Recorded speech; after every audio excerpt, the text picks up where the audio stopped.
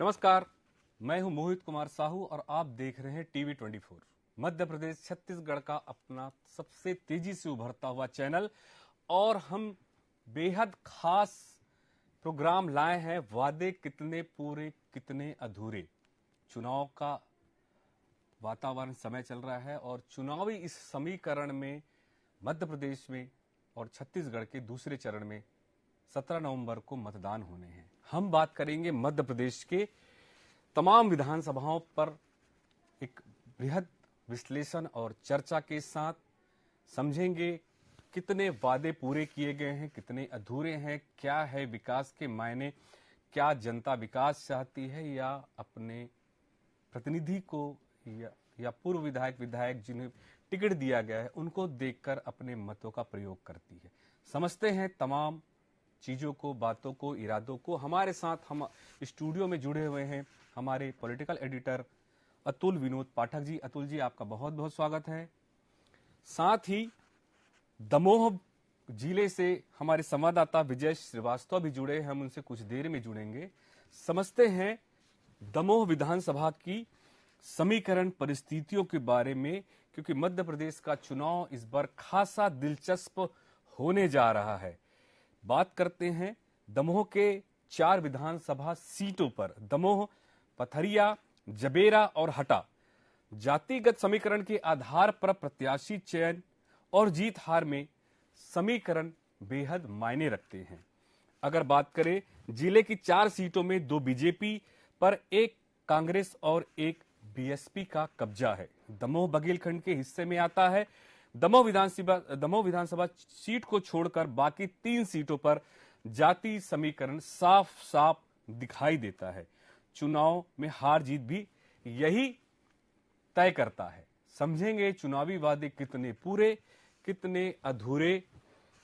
साथ ही दमोह के 4 विधानसभा सीटों के समीकरण पे। दमोह विधानसभा सीट की बात करें तो जीत का प्रतिशत भाजपा का 75, चूंकि सरकार अभी वर्तमान में भाजपा की रही। कांग्रेस 25% दमोह में। 2003 में बीजेपी के जयंत मलैया बड़ा चेहरा, 2008 में बीजेपी के जयंत मलैया, 2013 में बीजेपी से जयंत मलैया और 2018 में कांग्रेस के राहुल सिंह लोधी ने जीत दर्ज की थी। तो दमोह का सीट का समीकरण ये लगातार 2003 से 2013 तक जयंत मलैया जी वहां पर विधायक रहे हैं बीजेपी से, और कांग्रेस से वर्तमान में राहुल सिंह लोधी ने वहां पर जीत का परचम लहराया। हम समीकरण को समझेंगे हमारे पॉलिटिकल एडिटर अतुल विनोद पाठक जी से। अतुल जी, दमोह की 4 सीटें हैं, हम कैसे समझते हैं जाति समीकरण और जो वादे इरादे और जो वहां पे काम हुए उनके जो समीकरण है उसको समझते हैं। जी मोहन जी, बहुत बहुत शुक्रिया आपका। दमोह अपने आप में एक महत्वपूर्ण विधानसभा सीट है और दमोह जिले में 4 विधानसभा सीटें आती हैं। चारों ही अपने आप में महत्वपूर्ण है और यहाँ के समीकरणों को समझना है तो डेटा के आधार पर हमें एनालिसिस करनी पड़ेगी। पहले तो हम अपने दर्शकों को बता दें कि दमोह की चारों सीटों की स्थिति क्या है। पथरिया विधानसभा सीट में बहुजन समाज पार्टी जीती थी। इस वक्त बीजेपी से लखन पटेल, कांग्रेस से राव विजेंद्र सिंह यहां पर चुनाव मैदान में है। दमोह से कांग्रेस जीती थी, यहां पर अजय टंडन और कांग्रेस से है, बीजेपी से है जयंत मलैया जी। जबेरा से बीजेपी जीती थी, प्रताप सिंह लोधी कांग्रेस उम्मीदवार है, धर्मेंद्र सिंह लोधी बीजेपी उम्मीदवार है। हटा से भारतीय जनता पार्टी जीती थी, इस वक्त प्रदीप खटीक कांग्रेस से उम्मीदवार है, उमा खटीक बीजेपी से उम्मीदवार है। सबसे महत्वपूर्ण सीट जो है वो दमोह सीट है।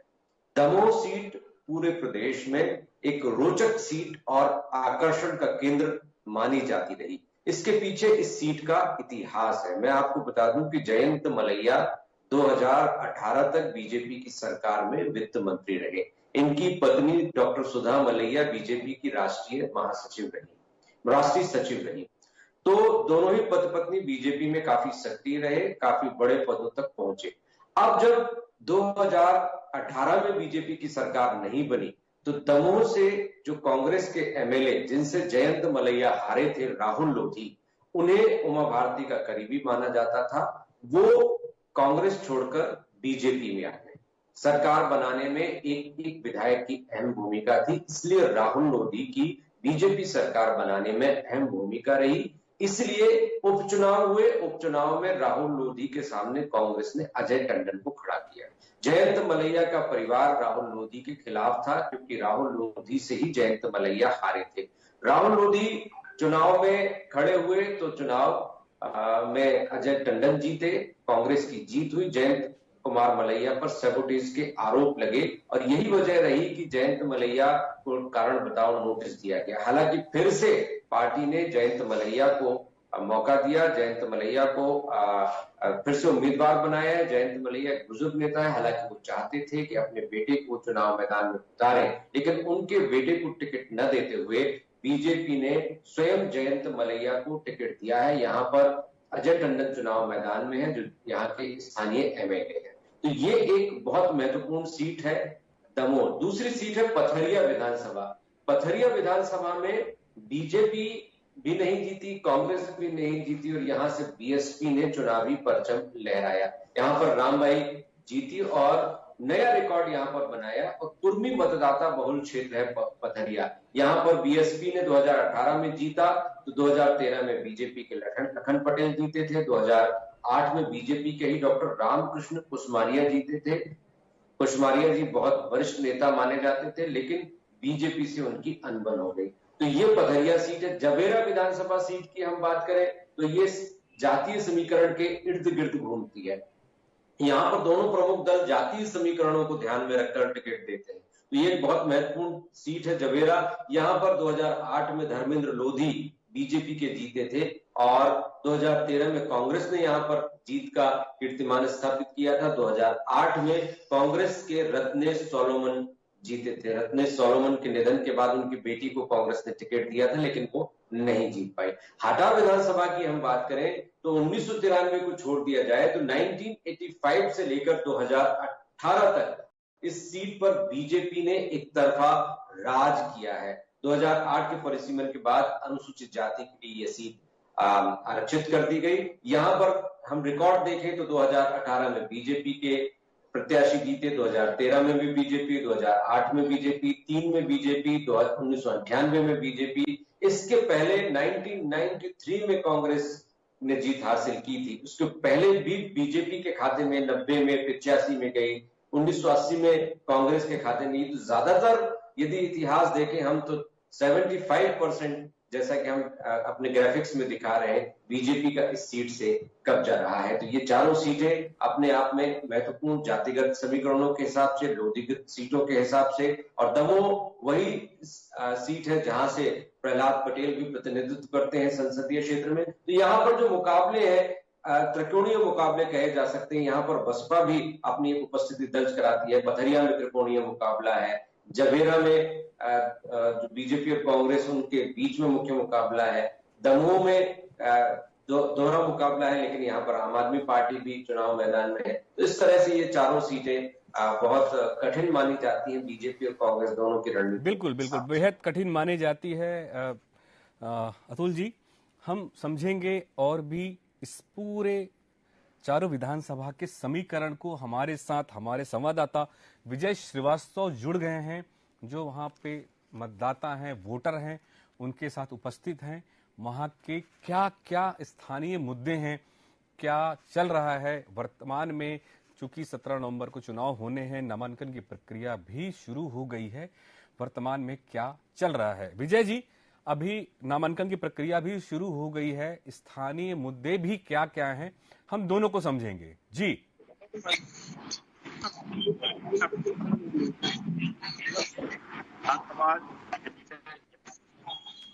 बिल्कुल विजय जी, आप हमारी आवाज सुन रहे हैं? हाँ बिल्कुल। जो दमोह विधानसभा क्षेत्र है ये लगातार भाजपा के कब्जे में रहा है, लेकिन पिछले बार जब कांग्रेस ने 2018 के चुनाव में राहुल सिंह को टिकट दिया था तो उन्होंने भाजपा के कद्दावर नेता जो वित्त मंत्री भी रहे हैं उनको हरा कर यह सीट कांग्रेस के पक्ष में डाली थी। लेकिन उनके पाला बदलकर भाजपा में चले जाने के बाद उपचुनाव हुआ और उपचुनाव में कांग्रेस के ही अजय टंडन ने उनको करीब 17,500 वोटों से हराया था। यहाँ पर मुद्दे लगातार वही है, रोजगार, के साधन आज भी उपलब्ध नहीं है। कोई बड़ी फैक्ट्री नहीं है। एकमात्र फैक्ट्री दमोह जिले में है वो है नरसिंहगढ़ में सीमेंट फैक्ट्री है। वहाँ एक फैक्ट्री पूरे जिले में है और उद्योग का कोई ऐसा साधन नहीं है। लोगों के पास रोजगार नहीं है और वजह यही रहती है कि गांव देहात के जो लोग रहते हैं वो काम की तलाश में दूसरे शहरों में, बड़े शहरों को प्लान कर जाते हैं। और भी कई मुद्दे हैं शिक्षा को लेकर है, जैसे मेडिकल कॉलेज की घोषणा हुई थी, अभी तक कार्य शुरू नहीं हुआ है। मुख्यमंत्री द्वारा घोषणा कर दी गई थी लेकिन काम आज भी चालू नहीं हुआ है। और देखा जाए तो ऐसी कोई बड़ी ना कोई फैक्ट्री है ना कोई ऐसे साधन है जिससे लोगों को रोजगार मिल सके। साथ ही शिक्षा के मामले में कहा जाए तो ऐसा अभी तक इधर देखा जाए तो जयंत मलैया का जो एकलव्य महाविद्यालय है, विश्वविद्यालय है, वही मात्र एकमात्र बड़ी शिक्षा संस्थान कहलाई और इसके अलावा ऐसा कुछ नहीं है।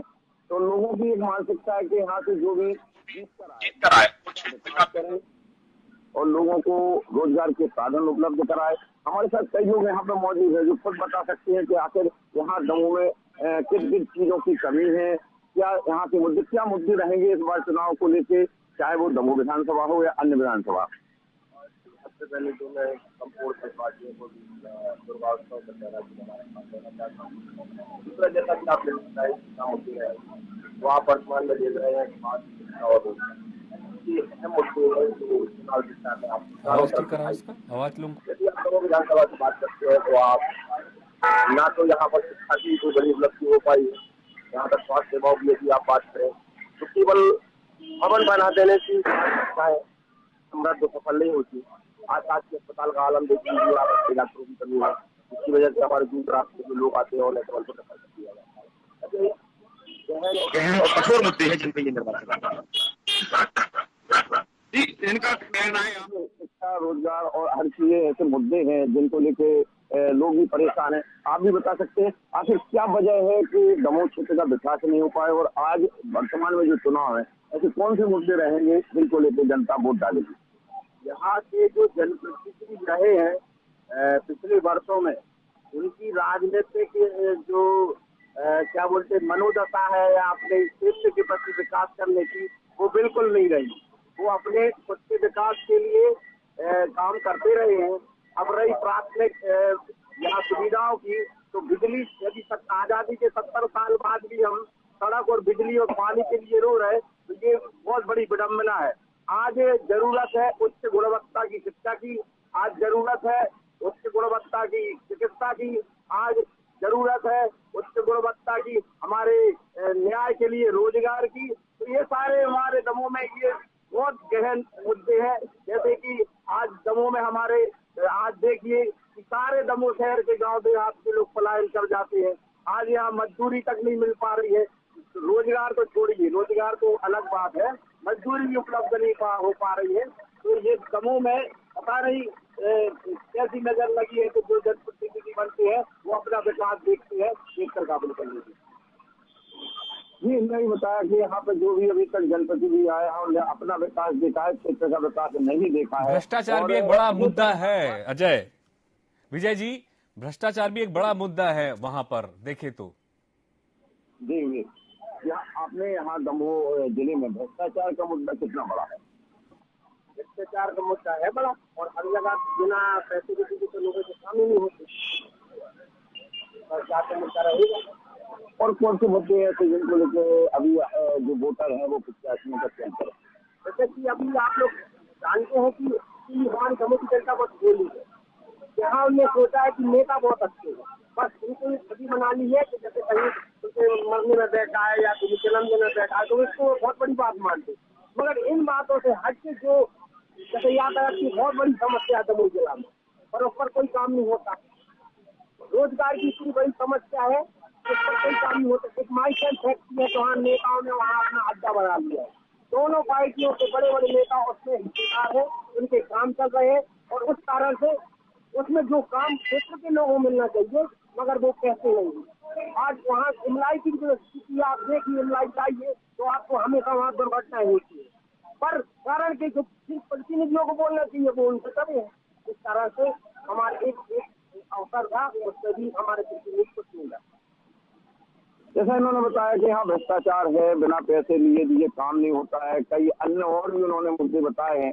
जिनको उन्होंने जितने भी जनप्रतिनिधि रहे उनको कोसा है, उनका यही कहना है कि जनप्रतिनिधि उनसे कुछ लेन देन कर लेते हैं, इस वजह से कभी बोलते नहीं। और भी हमारे साथ एक दादा जुड़े हुए हैं, तो क्या मुद्दे रहेंगे इस बार चुनाव में और किस तरह से प्रत्याशियों का चयन होगा? प्रत्याशी को जो हाथ में जाएगा और जो यहाँ का विकास है बिल्कुल रुक गया है। जैसे छात्र जाती है, बेरोजगारी बहुत चरम सीमा पर है, वो कोई पता नहीं देते यहाँ के लोग पास और यहाँ की देखला भरती सभा में आज तक उनमें कोई राजनेताओं ने राजधानी उठाया। बेरोजगारी को बहुत ज्यादा चरम सीमा पर युवा वर्ग को बहुत जारी कर रहे तो कोई सुनने वाला जनप्रतिनिधि होती है नाच जैसे ऐसे ही अपना बुरा भला करते हैं। वही मुद्दा सामने निकल के आ रहा है। मैं आपको एक और हमारे साथ युवा जुड़े हुए हैं, इस बार युवाओं के लिए क्या आपको समझ में आ रहा है किस तरह युवा कहाँ जा सकते हैं, किन मुद्दों को लेकर वोट डालेंगे, उनके क्या समझ में आएगा कि इस प्रत्याशी का चयन करना उनके लिए? आप भी युवा हैं, क्या सोच रहे हो, क्या आपके मुद्दे रहेंगे? अगर मैं बता दूँ आपको, 18 साल का मध्य प्रदेश भाजपा सरकार है, युवाओं के लिए तो यहाँ पे कोई रोजगार नहीं है पहले से, और दूसरा स्वास्थ्य व्यवस्था नहीं मध्य प्रदेश के अंदर, शिक्षा की व्यवस्था नहीं है, और भाजपा सरकार के द्वारा संविधान के लिए क्या है तो हम युवा इसके लिए बचाव के लिए इस बार कांग्रेस को वोट करेंगे। संख्याओं में मोहल्ले में जाएंगे, गाँव देहात में जाएंगे, पूरे लग के जो बाबा साहब ने संविधान लगाया था उसकी रक्षा करने लिया है। युवाओं की संख्या की बढ़ा के शहर के लिए भूलेंगे। संविधान बचाने की बात युवा कर रहे हैं, एक युवा और है, क्या आपके मुद्दे हैं, कैसा चुनाव चाहते हैं, कैसा जनप्रतिनिधि आप चाहते हैं, और जो जनप्रतिनिधि यहाँ चुन के आएगा उससे आप क्या उम्मीद रखना चाहते हैं, क्या मुद्दे? मुद्दे हैं चुनाव में, जैसे कि भारतीय जनता पार्टी अभी बहुत बढ़िया काम कर रही है और कार्य में लगी। हर क्षेत्र में देखिए अभी बेटी बचाओ बेटी पढ़ाओ, इसमें भी देखिए नारी लक्ष्मी योजना चल रही है। उसके उपरांत आप देख रहे हैं कि बहनों के लिए अभी 1250 रुपये हर माह है मामा जी दे रहे हैं, देश भर में दे रहे हैं। और इसके बाद बहनों के लिए पहला आवास योजना भी लागू कर दी, प्रधानमंत्री आवास योजना चल रही है, पहला आवास योजना भी चालू होगी। इसके बाद अनेक योजनाएं चल रही हैं जो कि हर व्यक्ति को गरीब लाभ की प्राप्ति हो रही है। युवा है, इनको मध्य प्रदेश सरकार की जो योजनाएं हैं वो उनको अच्छी लगी, उनका कहना है कि योजनाएं जो चल रही अच्छी चल रही। बिल्कुल विजय जी, आपकी हमने बात सुना और हमारे जो वोटर हैं दमोह के, पथरिया के, जबेरा के, हटा के, तमाम हमने मतदाताओं वोटरों के बातों को सुना, उनकी बातों को समझा कि सरकार क्या काम कर रही है और कैसा कर रही है, स्थानीय मुद्दे कितने हावी है। हम 21वीं सदी में जी रहे हैं लेकिन आज भी मूलभूत सुविधाओं से हम कोसों दूर हैं। आप हमसे जुड़े उसके लिए बहुत बहुत धन्यवाद। हम सीधे चलते हैं अतुल जी के पास। अतुल जी, आपने ये पूरी बातें सुनी, दमोह, पथरिया, जबेरा, हटा की जो विधानसभा क्षेत्र हैं, कुछ जातिवाद समीकरण को छोड़ दे तो स्थानीय मुद्दे काफी हावी हैं। चूंकि लगातार भाजपा इस क्षेत्र में जीतती रही है लेकिन रोजगार और बिजली, सड़क, किसान का मुद्दा और पलायन एक बड़ी समस्या है इस क्षेत्र में। कैसे देखते हैं क्या होगा इन क्षेत्र का अगर इनका विकास नहीं हो पाया? 21वीं सदी में जी रहे हैं हम जी। निश्चित रूप से बुंदेलखंड का ये इलाका विकास से कोसों दूर है। विकास के जो पैरामीटर्स आज पूरे वर्ल्ड में स्थापित हो चुके हैं, उन पैरामीटर्स से हम दमोह की तुलना करें तो दमोह तो बहुत दूर नजर आता है। और इसकी वजह यहाँ के जनप्रतिनिधियों की उपेक्षा भी है, जैसा कि यहाँ के लोग बता रहे थे। हालांकि अभी कांग्रेस का कब्जा है। कांग्रेस 2020 में जब उपचुनाव हुआ था कांग्रेस जीती थी, अजय टंडन जीते थे। पथरिया में बसपा का कब्जा है, तो यहाँ बीजेपी और कांग्रेस दोनों को ही मौका दिया जनता ने। लेकिन यहाँ के जनप्रतिनिधियों ने जनता की अपेक्षाओं को पूरा करने में यदि पूरा इंटरेस्ट और पूरी लगन और शिद्दत के साथ काम किया होता तो आज जनता में इतना असंतोष नहीं होता जितना कि चुनाव से पहले। आज हम हमारे जो प्रतिनिधि हैं, जिला ब्यूरो है, वो बता रहे हैं, जनता से रूबरू करा रहे हैं, तो इससे स्पष्ट होता है कि जनता प्रतिनिधियों से, राजनीतिक दलों से बहुत ज्यादा संतुष्ट नहीं है। और सबसे बड़ी चीज ये है कि भ्रष्टाचार को लेकर, अव्यवस्थाओं को लेकर, कामकाज में, सिस्टम में खराबी को लेकर लोगों की जो नाराजगी है उनके शब्दों से बयां होती है। और ये लोकतंत्र में ये स्थिति ठीक नहीं है जहां पर मतदाता निराश हो और इस तरह से उपेक्षा और अव्यवस्था का शिकार। बिल्कुल, निश्चित रूप से ये आने वाले समय के लिए बिल्कुल सही नहीं है कि मतदाता अगर नाराज हैं, रुष्ट हैं या उनकी मांगे या जो मूलभूत आवश्यकताएं हैं वही पूरी नहीं हो पा रही है, तो प्रतिनिधि का क्या काम, क्या क्यों हो प्रतिनिधि, क्यों हो, आखिर कैसे करे मतदान और क्यों मतदाता जाए वोट करने। निश्चित रूप से तमाम विषय समझने और देखने की बातें हैं। हमने रूबरू देखा, हमने समझा चीजों को। ये हमारा एक बेहतर विश्लेषण के साथ हम जो है हमारे जितने भी जो व्यूवर्स जुड़े हैं, हमारे दर्शक जुड़े हैं, हम उनको बता रहे हैं कि ये वादे कितने पूरे कितने अधूरे।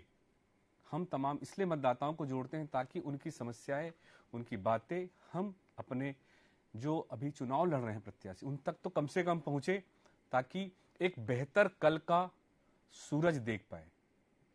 बहुत बहुत धन्यवाद अतुल जी हमसे जुड़ने के लिए। धन्यवाद दर्शकों, आप हमसे जुड़े। बने रहिए टीवी 24 के साथ। हम फिर आपसे जल्द ही मिलते हैं।